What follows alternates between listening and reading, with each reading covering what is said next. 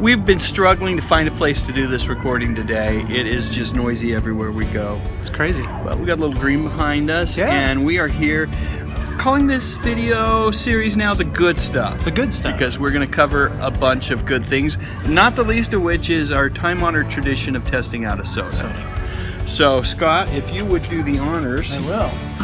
And shout out to Lisa in New Zealand, who said, you have got to try Lemon and Peroa.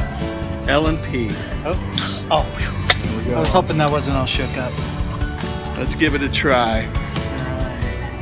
It's got a nice little yellowish hue to it, almost a ginger ale hue. So now I had 2 cans and we shared it with a couple of our friends earlier. Sean Jones said it had a hint of Peroa to it, which I'm not sure if that's possible. Yeah. And our other friend Wayne Stuckey mentioned that wouldn't mix with vodka well. I don't know. The vodka would overpower the flavor. Yeah. Well, let's try it. Okay.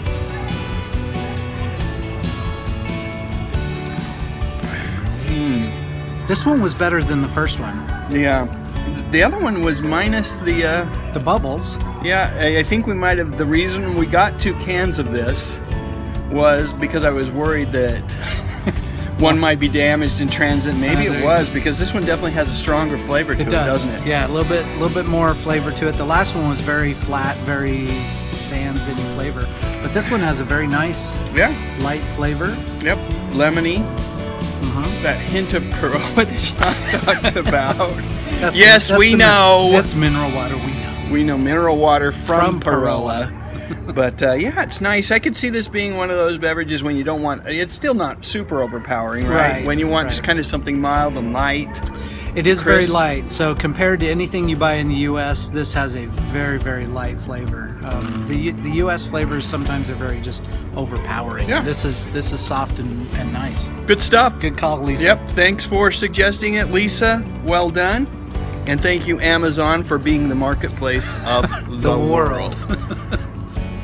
All right, so I had to take a quick break because my arm was killing me already. Got weak muscles up. Body strength isn't what it should be. Anyway, I'm Dave. I didn't even introduce our... And I'm Scott. And like you said, this is The Good Stuff. And we're going to talk about girl groups today, or girl bands / groups, if you want to. Yeah, we're going to kind of be loosey-goosey with it. But you want to go with number 1? Yeah, so for me, number 1 has got to be the Go-Go's. So from a girl band standpoint, they kind of set the bar, they set it high. And, grew up listening to their music, good stuff. Yeah. Yeah, and they would be my either number 1 or number 2. We talked about them earlier, and absolutely just love the Go-Go's. So influential, and even today they still are together from time to time. And there's a new Broadway play, Head Over Heels, based on their music. Just really good stuff. And I think your number 2 would have been my number 1, actually. The Bangles. The Bangles, right? My favorite band from that era. Love. I'm really, I'm not a huge Walk Like an Egyptian fan, but that's kind of what put them on the map. But like we've talked about in other things, that's not necessarily the signature song. You get tired of it when you play it on the radio. You really do. Manic Monday, I love. Hero Takes a Fall. Hazy Shade of Winter, right? Yes. Is that one? Yeah. Hazy Shade of Winter. Yep, from the Less Than Zero soundtrack. There's a lot of good songs that they do. They do. Good stuff. Susanna Hoffs and Team. Along those same lines, one of my favorite girl bands, and not really girl bands, but girl lead would be Annie Lennox. Yeah. So I first heard her music before I knew anything about her, right? Visually or anything else, and then saw what she looked like. At the time, she had the shaved head. She, very punk and very in-your-face kind of thing.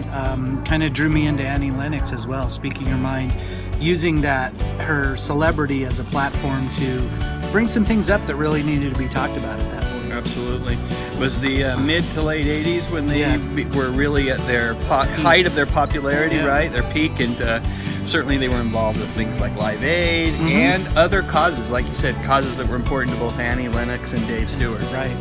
Yeah. One more band, and then we'll move on. Let's go with a lesser-known band. I could do the Runaways because we have to throw honorable mention their way because you got Joan Jett, Lita Ford, Sherry Curry, but I'll throw the Donnas out there. I love the Donnas, hard rocking band. Really haven't produced much in the last 10 years, but late 90s, early 2000s really seemed to be kind of like the heir apparent to possibly a band like the Runaways, and had some great songs. I think their biggest single was Take It Off, but also just a killer cover of a Kiss song, Strutter. So good stuff.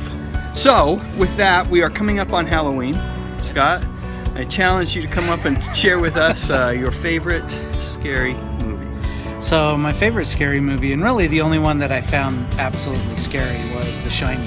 Yeah, that was freaky. So, Kubrick. Oh and I know that Stephen King wasn't a big fan of what Kubrick did to it, but it grabbed me as much as Stephen King's books did. Yeah. And Kubrick just had that way of just pulling me in. All the rest of the genres, Friday the 13th, Freddy Krueger, all that stuff, I literally laughed out loud in Texas Chainsaw Massacre. So I did not. For the record, I did not laugh out loud. But I know where you're going. By the way, did you see Ready Player One? I have seen Ready Player One. So a nice kind of Kubrick Shining scene in that movie. Kind of fun if you've seen The Shining to then see that movie and see how it plays out. You kind of know where it's going and certainly. That's great. My movie, I've talked about it in other videos, is Phantasm. One of the first films by director Don Coscarelli, who later on did Beastmaster, kind of an 80s classic.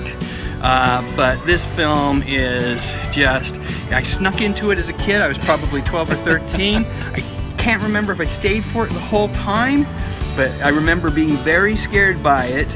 And then later on, as I became later in my teens and early adulthood, saw it and wasn't as scared, of course, but was really impressed by Coscarelli's direction, the music, the atmosphere, and the performances by all of the actors in the movie, but in particular Angus Scrimm, who is this just malevolent tall man who runs his mausoleum, controls these orbs that fly around in the mausoleum, and if you are unfortunate to encounter one of those, well, they have drills in them and they suck out your blood and send you off to another dimension to be a slave. There you go. So anyway, Phantasm and The Shining.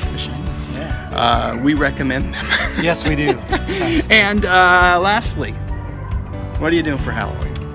Well, and you and I have talked. This is one of your favorite holidays. It's great. It's candy. I know. Well, I enjoyed the candy part of it. I am not a big fan of the going and begging at doors and. It's not begging. Well, you know. It's not. Matter of fact, you owe people candy on that night. If people come to your door at least until about 8:30ish, you owe them candy. After that, and we are very generous. No. My wife loves it, and good for Debbie. we did make sure that we get good candy, and people, if they come to our doors, you'll get treated well. And you just better hope that Debbie answers the door instead of she Scott. does. She never does. I always answer the door, and I'm always very generous. Okay. But it sounds like you're reluctantly generous. Yeah. Okay. Yeah. Okay. I like it. I'm not doing much this Halloween. No parties or anything. Just gonna hang out and do exactly that. I shared with you the other day. We have the 2-bowl concept. Yep. Which is a really good candy for the young kids, and well, if you're a little older, you might be getting Smarties. Hey, I love Smarties. Smarties are great. Or Sweet Tarts, there right? You go. I'm coming to your house. All right. Well, that's it. Any final words, Scott? Nope. Just enjoy the season, and Lisa, again, thanks. Good soda. Yeah. So happy Halloween to all, and as always, if you like this video, give it a thumbs up. Think about subscribing to the channel. Talk about music, movies, and television, mostly from the 60s, 70s, and 80s. The good stuff. The good stuff. Hence the title of this. There you go. And as always, thank you. Thanks so much for watching.